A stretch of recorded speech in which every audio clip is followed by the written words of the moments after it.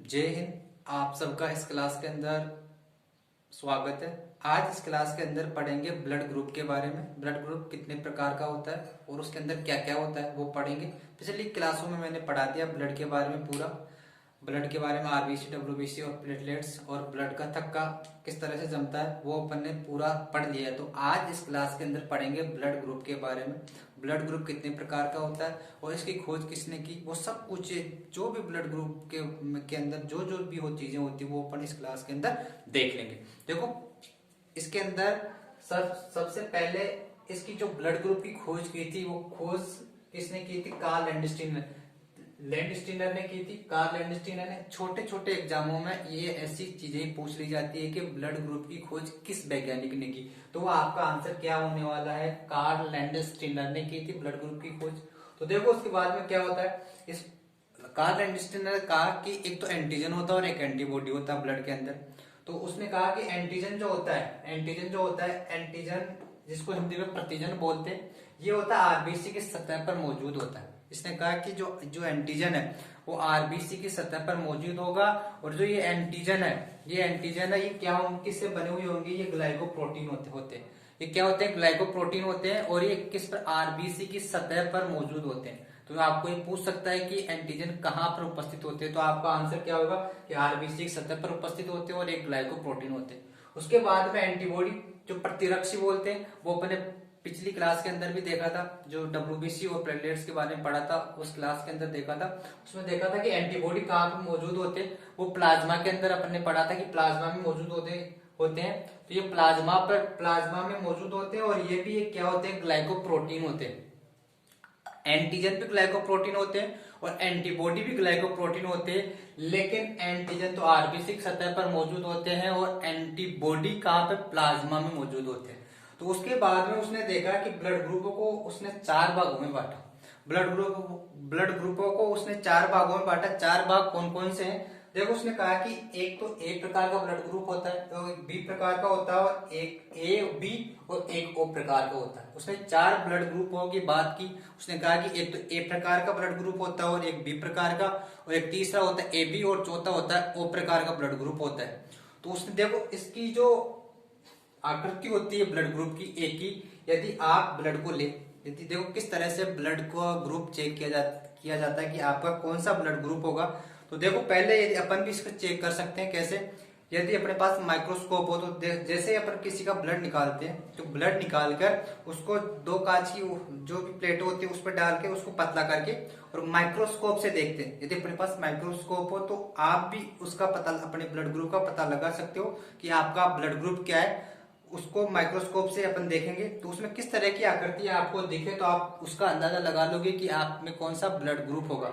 यदि आपके blood group के अंदर देखो इस तरह की आकृति है, एक गोला, और उसमें इस तरह की ए प्रकार के, इस तरह का जो अपना ए होता है, देखो ए इस तरह का होता है, इस तरह का ए होता है। तो देखो इस तरह की यदि आकृति बन रही है, इस तरह की नुकीली अपने ब्लड ग्रुप के अंदर इस तरह से बन रही है, तो आप समझ लोगे कि आपका कौन सा ब्लड ग्रुप है। ए प्रकार का ब्लड ग्रुप होगा।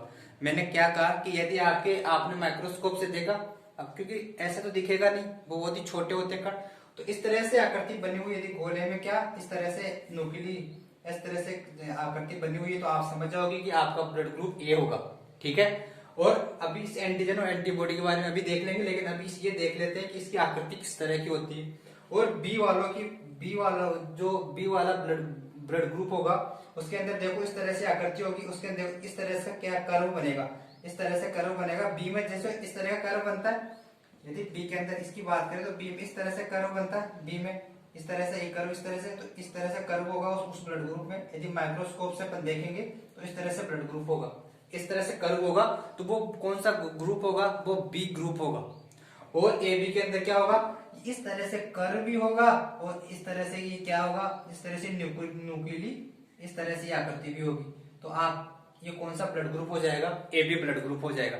तो आप, और ओ के अंदर क्या होगा? ओ के अंदर सिर्फ ऐसा ही ओ प्रकार का इस तरह से आकृति होगी, ओ जैसी आकृति होगी। ठीक है।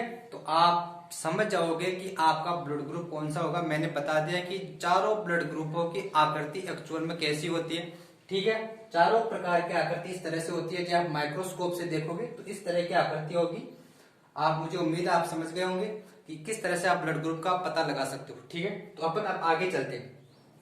तो उस कार्ल लैंडस्टीन ने देखा कि उसने बताया कि दो प्रकार के तो एंटीजन होते हैं ब्लड के अंदर और दो ही प्रकार के एंटीबॉडी होते हैं। क्या? दो ही प्रकार के एंटीजन होंगे और दो ही प्रकार के एंटीबॉडी होंगे। तो उसने कहा कि यदि एक प्रकार का ब्लड ग्रुप है तो उसमें ए एंटीजन होगा, और यदि बी प्रकार का ब्लड ग्रुप है तो उसके अंदर बी प्रकार का एंटीजन होगा, कैपिटल बी और स्मॉल ए। ठीक है, यदि कैपिटल ए किसमें होगा, ए ब्लड ग्रुप के अंदर ही होगा, और बी को बी ब्लड ग्रुप में बी एंटीजन होगा, सेम सेम एंटीजन होंगे। और यदि ए बी ब्लड ग्रुप है तो उसमें ए बी एंटीजन होगा, और यदि ओ प्रकार का ब्लड ग्रुप है तो उसके अंदर कोई एंटीजन नहीं उपस्थित होगा। तो आपसे एग्जाम में पूछा जा सकता है कि निम्नलिखित में से कौन सा ब्लड ग्रुप है जिसमें कोई एंटीजन उपस्थित नहीं होता है, तो कौन सा होगा, ओ। और उसके बाद में एंटीबॉडी की बात करें तो उसने कहा कि एंटीबॉडी क्या होगा, एंटीजन के विपरीत होगा। तो देखो एंटीजन, यदि ए के अंदर एंटीजन ए है तो एंटीबॉडी बी होगा, यदि बी के अंदर एंटीजन बी है तो एंटीबॉडी ए होगा, और ए बी के अंदर यदि एंटीजन ए और बी है तो इसके अंदर कोई एंटीबॉडी नहीं होगा। किसके अंदर, ए बी के अंदर कोई एंटीबॉडी नहीं होता है। और ओ के अंदर, यदि ओ के अंदर कौन सा, दोनों एंटीबॉडी होंगी।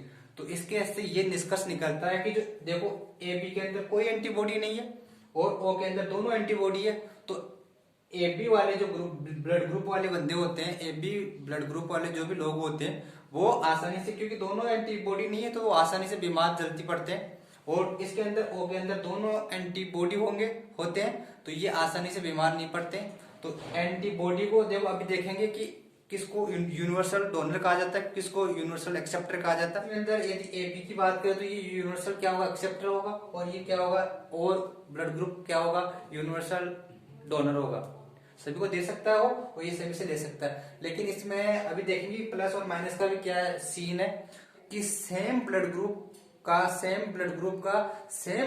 को ब्लड दिया गया तो उसमें क्या हुआ, किसी की डेथ हो गई, किसी बंदे की क्या होगी, डेथ होगी। तो उसने देखा, कार्ल लैंडस्टीन ने और वीनर ने देखा कि ये क्या चक्कर है। तो उसने मक्का का रिसर्च बंधन में उसने खोज की, एक आरएच फैक्टर की खोज की। उसने एक आरएच फैक्टर की खोज की। तो उस आरएच फैक्टर के अंदर क्या कि एक तो आरएच फैक्टर क्या होता है, उसने कहा कि आरएच फैक्टर एक एंटीजन है, ये भी एक एंटीजन ही है, आरएच फैक्टर भी।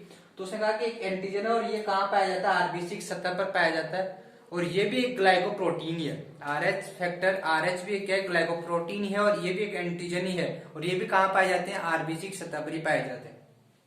तो उसने कहा कि आरएच जो भी प्लस वाला होगा तो आरएच पॉजिटिव, मतलब पॉजिटिव का मतलब कोरोना पॉजिटिव से मतलब क्या, उसमें कोरोना हो गया, तो पॉजिटिव का मतलब क्या, उसमें उपस्थित है आरएच फैक्टर। ठीक है, और नेगेटिव का मतलब उसमें उपस्थित नहीं है।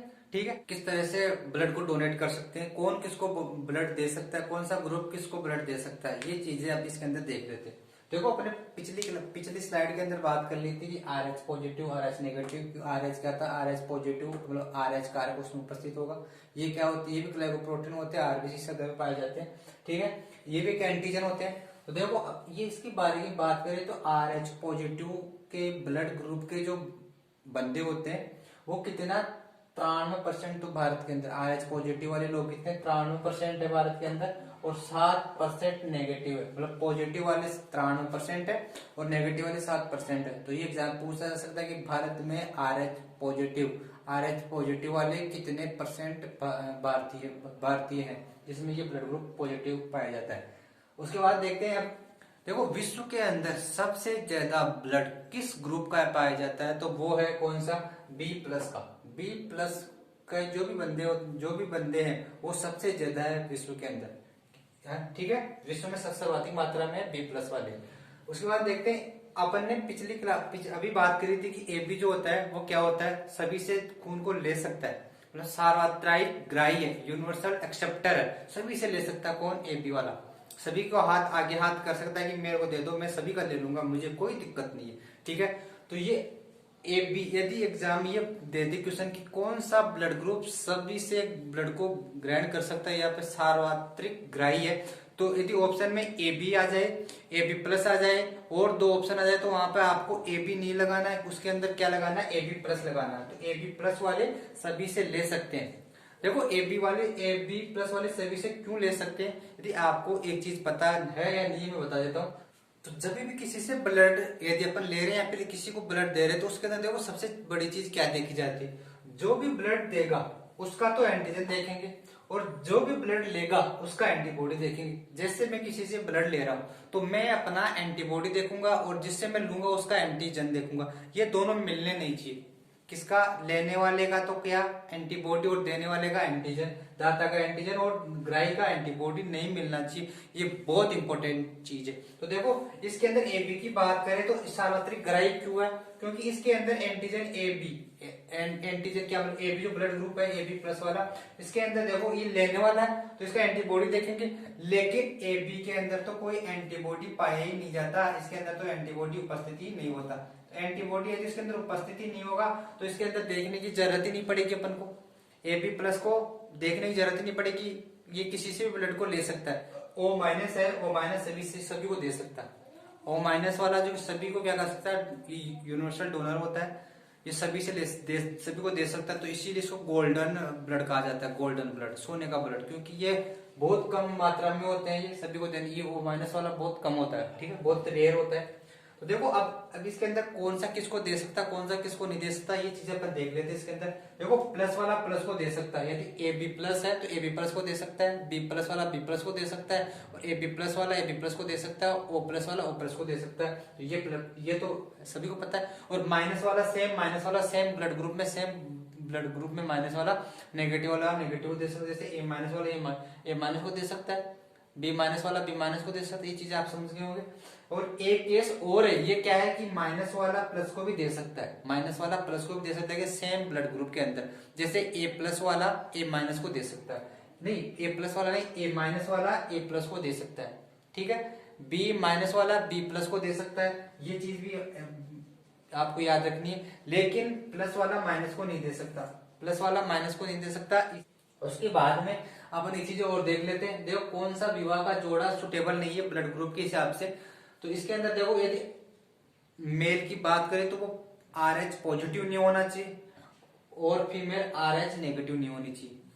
कौन सा, मेल तो RH पॉजिटिव नहीं होना चाहिए और फीमेल RH नेगेटिव नहीं होना चाहिए। ये चीज इंपॉर्टेंट है, बहुत इंपॉर्टेंट है, क्योंकि इसके अंदर क्या कंडीशन होती है, जब भी आपके इस जोड़े से यदि संतान की उत्पत्ति होगी तो फर्स्ट जो बच्चा होगा उसमें तो कोई दिक्कत नहीं आएगी, फर्स्ट बच्चा होगा उसमें तो कोई दिक्कत नहीं आएगी। लेकिन सेकंड बच्चा होगा, जब भी वो सेकंड बच्चा पेट के गर्भ के अंदर ही होगा, माँ के गर्भ में होगा, तो ये जो इसके फीमेल RH नेगेटिव, तो ये क्या करें, पॉजिटिव के खिलाफ एक एंटीबॉडी का निर्माण कर देगी। तो उस जो भी बच्चा है उसके जो ब्लड है उसके अंदर जो आरबीसी को क्या कर देगी, वो आरबीसी उसकी फट जाएगी बच्चे की, तो उससे हीमोग्लोबिन बाहर आ जाएगा, तो उसकी गर्भ के अंदर ही मृत्यु हो जाएगी, ठीक है। तो उसके इसका सॉल्यूशन ये है कि जैसे प्रथम बच्चा होगा, प्रथम बच्चा होते ही जो भी अच्छे हॉस्पिटल होते हैं तो वो तो चेक कर लेते हैं कि पहला बच्चा होते ही माँ का और पिता का और बच्चे का कौन सा ब्लड ग्रुप है, कोई ऐसा ब्लड ग्रुप तो नहीं है। तो वो क्या कर देते हैं 72 या 48 घंटों के प्रथम बच्चे के, पहले बच्चे के 48 या 72 घंटों के बीच के अंदर एक क्या इंजेक्शन आता है, उस इंजेक्शन को लगा देते हैं। वो इंजेक्शन का नाम है रोगम या एंटीडी का इंजेक्शन आता है। और इस प्रक्रिया को जो ये होता है, इस प्रक्रिया को बोलते हैं इरिथ्रोब्लास्टोसिस फिटेलिसिस, इस प्रक्रिया को बोला जाता है। तो आई होप आप समझ गए होंगे, सब चीजें आप समझ गए होंगे, ठीक है। तो आज इस ब्लड को अपन यही विराम देते हैं।